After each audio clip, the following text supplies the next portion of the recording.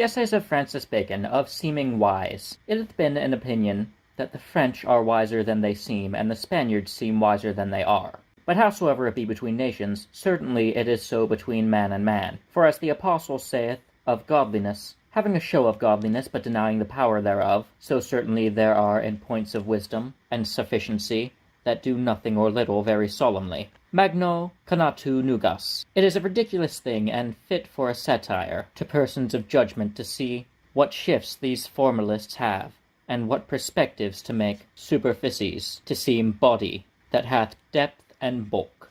Some are so close and reserved that they will not show their wares, but by a dark light, and seem always to keep back somewhat, and when they know within themselves they speak that they do not well know, would nevertheless seem to others to know of that which they may not well speak. Some help themselves with countenance and gesture, and are wise by signs, as Cicero saith of Piso, that when he answered him, he fetched one of his brows up to his forehead, and bent the other down to his chin. Respondes altero ad frontem, sublato, altero ad mentum, depresso, supercilio, crudelitatem, tibi non placere. Some think to bear it by speaking a great word and being peremptory, and go on and take by admittance that which they cannot make good. Some whatsoever is beyond their reach will seem to despise or make light of it as impertinent or curious, and so would have their ignorance seem judgment. Some are never without a difference, and commonly by amusing men with a subtlety blanch the matter, of whom Agellius saith,